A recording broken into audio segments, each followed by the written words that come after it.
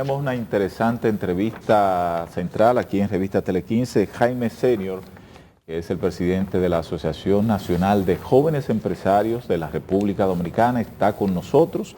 Vamos a conversar de varios temas, sobre todo aquellos que tienen que ver con los jóvenes, la parte económica, los proyectos, pero hay algo que también vamos a tratarlo porque vi unas informaciones que ustedes ofrecieron de una encuesta que realizaron que me chocó, Pero ¿cómo está, Jaime? Muy bien, gracias Daniel por estar aquí, realmente un placer estar en Revista 15 en la mañana de hoy. Como tú dices, muchos temas de interés, muchas cosas de que podemos hablar y aquí a la orden. Bueno, vamos a empezar con... Ustedes tienen el lanzamiento del estudio Impacto del Voto Joven en la consolidación de la democracia. Así es. Los jóvenes no son los que van a decidir, supuestamente, las elecciones. ¿Qué es lo que está pasando con eso? Supuestamente no, Daniel. No digo porque vienen las elecciones, digo supuestamente son lo que es el sector que va a incidir en este proceso. El 40% del padrón electoral son votantes entre 18 y 35 años de edad. Nosotros, como la Asociación Nacional de Jóvenes Empresarios, que tenemos ya 45 años trabajando en la República Dominicana, y uno de los temas que siempre ha sido de mucho interés para nosotros ha sido la democracia y la institucionalidad en la República Dominicana. Sin embargo, nosotros un día dijimos, de cara a los comicios del año 2024, nosotros no conocemos quién es el votante joven dominicano, es decir, hacer como una radiografía del votante joven dominicano, y no la ha hecho ningún partido, no lo ha hecho la Junta Central Electoral, y nosotros decidimos embarcar en realizar un estudio para conocer quién es el votante joven, qué le preocupa, cómo consume información y cuáles son los temas de interés para ese joven votante de cara a los comicios del 2024 y más hacia adelante. ¿Y en qué está pensando la juventud de acuerdo a ese resultado? ¿Cómo se perfila a nivel de futuro en la República Dominicana? ¿Cómo lo ve incluso hasta la parte política? Bueno, el votante joven dominicano es una persona económicamente independiente, es una persona que usualmente lidera o aporta en su casa, es decir, ese mito de los nini, de los que ni estudian ni trabajan. ¿Es un mito eso? Eso es un mito. La vasta mayoría, más del 80% de los jóvenes están trabajando, están estudiando, están aportando en su casa. Los jóvenes están preocupados por su país y los jóvenes tienen una serie de temas que les preocupan mucho. Para nosotros mismos, antes de empezar el estudio, nosotros decíamos, no, la principal preocupación de los votantes jóvenes va a ser los temas económicos, va a ser el tema de salario, va a ser el tema de empleabilidad. Sin embargo, nos sorprendió que las tres principales preocupaciones de los jóvenes eran en ese orden: la seguridad ciudadana, la educación y la salud. Es decir, los jóvenes están preocupados por la problemática de largo plazo de la República Dominicana y no únicamente sobre los temas económicos. Entonces, a eso es que se debe, por ejemplo, que es el dato que quería compartir con usted. El dato que vi sobre la encuesta en la que el 61% de los jóvenes entre 18 a 35 años quiere emigrar de la República Dominicana. ¿Es de ahí que viene ese tema? Ese fue uno de los datos que más nos sorprendió a nosotros cuando realizamos el estudio. Debo decir, el estudio se realizó con una firma consultora, fueron más de 1.300 entrevistas, es decir, estadísticamente es una muestra representativa de jóvenes entre 18 y 35 años, de todos los niveles económicos y sociales de la República Dominicana. No estaba limitado a, por ejemplo, jóvenes empresarios, sino es al votante joven, al padrón electoral. Nosotros queríamos recoger a quién está en el padrón electoral y cuáles son sus preocupaciones. Y ya tú lo dijiste, Daniel, uno de los resultados que más nos sorprendió y preocupó fue que el 61% de los jóvenes tienen un deseo de emigrar de la República Dominicana, es decir, quieren dejar atrás este país y buscar otras oportunidades fuera de la República Dominicana. ¿Pero por qué? Porque yo entiendo que aquí hay oportunidades. Usted creció aquí, tuvo oportunidades, yo crecí aquí, tuve oportunidades. Claro, no me la llevaron a mi casa, yo salí a buscarla. Así es. Usted también salió a buscarla, no se la llevaron. Y así es el ejemplo de otros también. Entonces, ¿por qué emigrar? Bueno, la razón número uno de emigrar era precisamente de oportunidades económicas y oportunidades laborales, que es muy interesante porque cuando nos hablan los jóvenes de las preocupaciones que tienen de los temas nacionales, nos hablan de seguridad ciudadana, educación, salud, pero cuando nos hablan de por qué quieren emigrar, la primera razón de la que hablan son oportunidades económicas. Entonces, claramente tenemos una conjugación de diferentes temas que los jóvenes entienden que al día de hoy en la República Dominicana los políticos y la clase política no está respondiendo. No está respondiendo. A propósito de política, el panorama político, ¿cómo está visualizado por la Asociación de Jóvenes y ese conglomerado de miembros que ustedes tienen? ¿Cómo lo visualizan de cara al próximo proceso electoral? Bueno, ha habido un desenvolvimiento positivo de lo que ha sido el proceso electoral. La Junta Central Electoral ha venido organizando los comicios desde hace mucho tiempo. Ellos lo han hecho muy bien. De hecho, en el estudio revela que también los jóvenes tienen una alta y positiva valoración de la Junta Central Electoral, a lo que es muy positivo. De lo que quizás hemos venido cuestionando ha sido que ha habido cierta agresividad de parte de los partidos políticos frente a lo que ha sido el llamado de la Junta Central Electoral de templar un poco lo que ha sido la precampaña.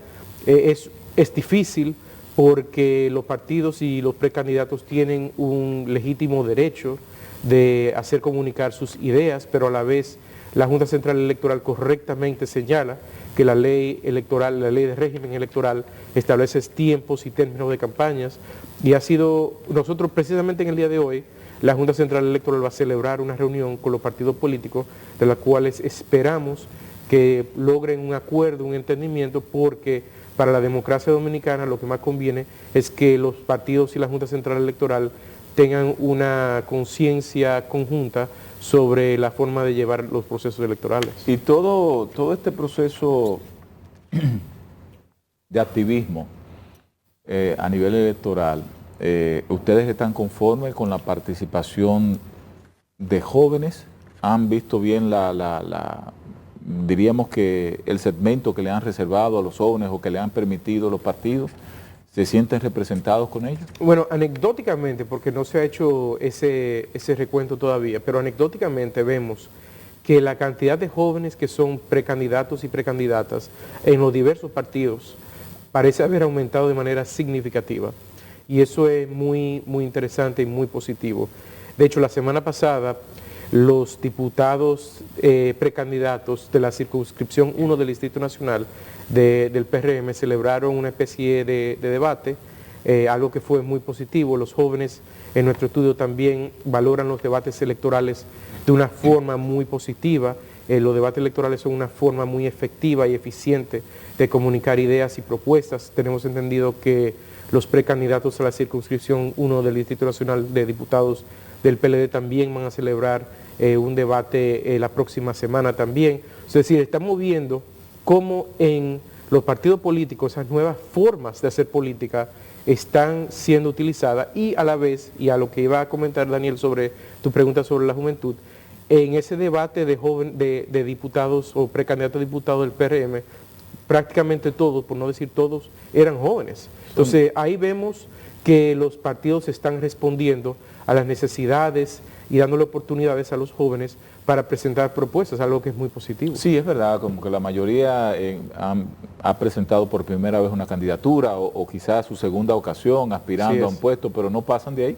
Bueno, pero lo interesante es que estamos viendo cómo están empezando a hacer carrera política. Sí. Muchos están ahora aspirando, son regidores actuales y ahora aspiran a diputados. Vemos muchos jóvenes también que ahora están haciendo campaña y aspirando a regidores. Es decir, estamos viendo y vemos como algunos candidatos a diputados, diputados actuales, ahora son precandidatos a las alcaldías o a senaduría. Es decir, se está viendo que se puede realizar una carrera política en la República Dominicana, y eso es muy positivo e interesante para los jóvenes. Para mí lo más interesante en ese caso sería que el joven se está interesando en formar parte, de participar en la política, porque antes no lo hacía, antes estaba un poquito relegado en ese aspecto, era lo que yo entendía. Pero bueno, vamos a hablar del tema económico.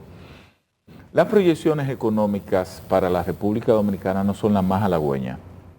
De acuerdo a estudios que han realizado expertos e informes internacionales, de hecho, el nivel de crecimiento de la economía lo han bajado en cuanto al porcentaje. ¿Cómo valora la Asociación de Jóvenes Empresarios esa proyección que se está haciendo sobre la economía y qué entienden ustedes que debería realizarse para poder contrarrestar estos vientos quizás negativos que empujan a ese bajón que se ha dado a esa proyección? Mira, la situación macroeconómica a nivel internacional ha estado muy complicada y la República Dominicana de hecho ha estado relativamente bien posicionada frente a muchos otros países. Nuestras autoridades, tanto las autoridades gubernamentales como las autoridades monetarias del Banco Central, las que hacen la política monetaria, tenían una disyuntiva al principio del año que era de crecimiento versus inflación. La inflación estaba alta.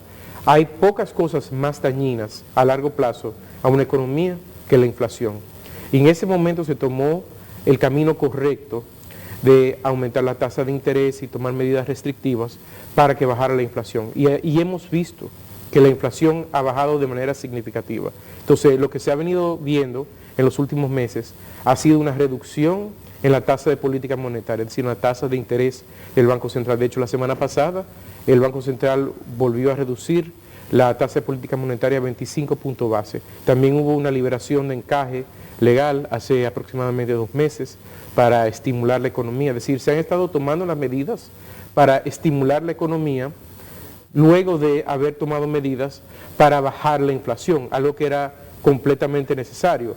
Obviamente todos quisiéramos más crecimiento económico y yo creo que lo que tenemos que ver este año 2023 como un año en el cual se tomaron las medidas para sentar la base para que el año 2024-2025 tengamos más crecimiento sostenido y tengamos una estabilidad económica y no se salga de control lo que fue la inflación y los otros indicadores económicos negativos. Y esto no tiene que ver quizás incluso con la misma perspectiva que tiene el gobierno a nivel económico, por ejemplo.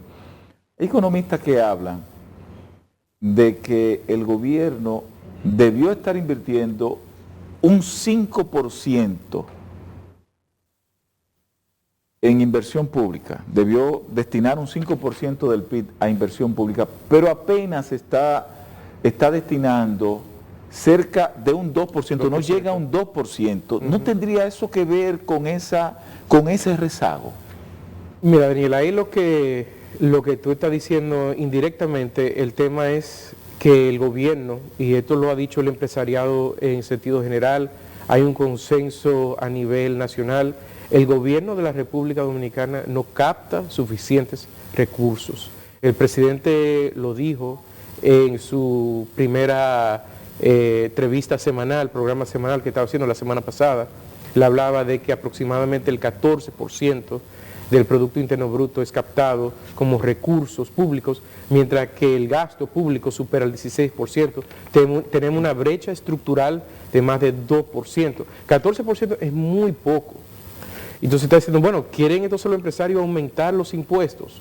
No, lo que se ha estado hablando desde hace mucho tiempo es que necesitamos un pacto fiscal para simplificar el sistema tributario que tenemos, para incentivar la formalización. Más del 50% de la economía dominicana es informal. Eso es completamente insostenible. A largo plazo, eso no vamos a poder tener una República Dominicana que crezca, ni ningún gobierno de cualquier partido va a poder gobernar con una economía que sea más del 50% informal. Entonces nosotros necesitamos crear las condiciones para aumentar la formalidad. Eso, aumentando la formalidad, ¿qué va a pasar? Van a aumentar los ingresos del gobierno y va a poder aumentar la inversión pública, porque actualmente con los recursos que recibe, sencillamente no hay suficientes recursos para poder hacer las inversiones necesarias. Pero estamos en campaña.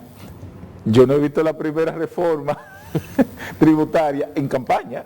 Siempre la hacen al inicio del gobierno, bueno, de un mandato. El ministro administrativo de la presidencia y el mismo presidente han dicho en diversas ocasiones que no esperan que eso ocurra en el año 2023, pero implícitamente lo que están dejando entrever es que luego de celebradas las elecciones, es decir, en el año 2024, vamos a tener un proyecto o una discusión que esperemos que sea algo que se conozca, por ejemplo, en el Consejo Económico Social, el CES, en un ambiente de diálogo y de consenso, una reforma fiscal. ¿Cómo ven ustedes los empresarios, por ejemplo, algo que mucha gente no le da importancia hasta que no tiene el problema? Y es el tema de los desacatos a sentencia, sobre todo sentencias que emanan del Tribunal Constitucional, que tienen un carácter erga omnes, que es vinculante a todos. Así es. Entonces, el gobierno tiene un total de 95 sentencias que no ha cumplido con ella. Para ustedes, ya viéndolo desde la perspectiva de la seguridad jurídica, ¿qué significa esto? Eso es un tema muy serio. De hecho, nosotros nos reunimos con el presidente del Tribunal Constitucional hace apenas 2 semanas, donde en esa reunión tocamos ese tema, entre otros. Y él mismo nos había comentado que él iba a llevarle al consultor jurídico del Poder Ejecutivo, Artuliano Peralta, la lista de entidades y sentencias que no habían sido cumplidas por el gobierno. El consultor jurídico posteriormente ha salido públicamente y ha dicho que el gobierno tiene la intención, va a fijar los presupuestos necesarios para cumplir con esas sentencias, porque como tú dices, Daniel, es muy cuestionable que tengamos sentencias de altos tribunales como el Tribunal Constitucional, pero también la Suprema Corte de Justicia, el Tribunal Superior Administrativo, entre otros, que no se hagan cumplir por el mismo gobierno, por el mismo Estado, porque no es solamente el gobierno. Cuando hablamos del gobierno estamos hablando del gobierno central, pero el mismo Tribunal Constitucional hablaba de que había un incumplimiento del Estado, que es un concepto más amplio. Entonces tenemos que cumplir con esa ley, porque si el Estado no cumple, entonces eso levanta cuestionamiento de por qué otra persona debe cumplir. ¿Eso aleja la seguridad jurídica? Sí, eso es una traba a la seguridad jurídica y es necesario que se cumplan con esa sentencia. Podemos estar de acuerdo con una sentencia. ¿La inversión extranjera está en riesgo con eso? Bueno, definitivamente la inversión extranjera toma en cuenta la seguridad jurídica. Yo creo que aunque hemos hecho muy buenos avances en ese sentido, también yo creo que tenemos que verlo de una manera positiva. Y es que el presidente del Tribunal Constitucional siente suficiente confianza como para salir y decir, estos son los elementos que no se han cumplido, y el Poder Ejecutivo responde y dice, vamos a cumplir. Entonces, ese tipo de interacción es positiva. Entonces vamos a tener que llevar sobre la mirilla. Lo desde ese punto de vista. Vamos a llevarlo sobre la mirilla para ver que efectivamente cumplan, porque tienen que cumplir. Claro, tienen que cumplirla, ¿verdad? Bien, hay un tema también que a ustedes como empresarios les toca, al país como usuario también les toca, que es el conflicto entre médicos y las ARS, y ahora esta nueva convocatoria a paro, que posiblemente hoy los médicos anuncien una ratificación del paro. Ustedes como jóvenes empresarios, como entidad que podrían estar mediando en este proceso, ¿han tenido la intención o cómo valoran esto? Bueno, el foro en el cual se ventilan esas discusiones no ha estado quizá tan activo como debería serlo. Ahora, la posición que ha asumido el gremio de los médicos ha sido una posición muy extrema, muy poco flexible, y que al final a quien más daño le hace es a la población dominicana y a la persona de escasos recursos, que no tienen posibilidad de acceder a servicios médicos que no sean el servicio público. Entonces nosotros hemos previamente reiterado un llamado al diálogo, al consenso, a asumir posiciones razonables, a asumir posiciones que puedan ser logradas, porque si no se hace de esa forma, lo único que vamos a estar haciendo es generando mayor conflicto. Y debemos decir que el Servicio Nacional de Salud, en sentido general, es decir, el sector público, se ha mostrado abierto y han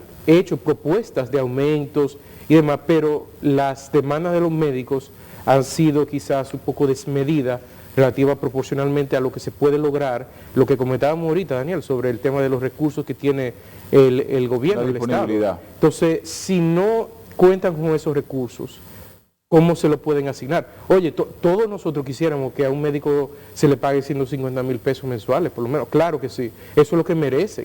Pero nosotros tenemos que vivir y tenemos que situarnos dentro de nuestras realidades. Y tenemos que crear las condiciones en la República Dominicana para que podamos crecer y podamos efectivamente pagarle a los médicos y a los otros servidores públicos, a las otras personas que contribuyen con el bienestar del pueblo, esos salarios que sean mayores, pero no se va a lograr haciendo huelga, no se va a lograr asumiendo posiciones que son irrealistas y que de alguna forma lo que hacen es perjudicar al pueblo. Por ejemplo, los médicos están pidiendo una mejora del seguro contributivo, del seguro subsidiado.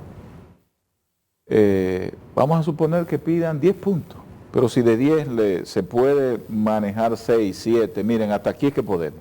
Pero parece como que no hay intención de ningún lado, porque el propio gobierno, después de varias reuniones, no ha llegado a ningún acuerdo con los médicos. Bueno, pero para llegar a un acuerdo se requieren de dos. De dos. Y lamentablemente, lo que comentábamos un poco más temprano, de que con una economía que es más de un 50% informal, los recursos y las personas que aportan a esos sistemas sencillamente no son cónsonas con la demanda, la legítima demanda que tiene ese sistema. Es decir, estamos claros y estamos de acuerdo que hay que tener un sistema de salud que esté bien capitalizado y los médicos bien remunerados, pero también tenemos que situarnos dentro de la realidad económica. Yo creo que el gobierno se ha mostrado de una forma muy razonable de hacer propuestas, de tratar de llegar a un acuerdo, y ahora le toca a los médicos también volver a la mesa de negociación para lograr un acuerdo razonable. Bien, Jaime, agradecemos la visita, agradecemos que siempre está presto a compartir información con nosotros. A ustedes también les vamos a agradecer la sintonía este martes, invitarles de inmediato para que mañana a las 8 de la mañana nos encontremos nuevamente aquí por Digital 15. Revista Tele 15 se despide por hoy, así que mañana invitación abierta. Gracias a todos.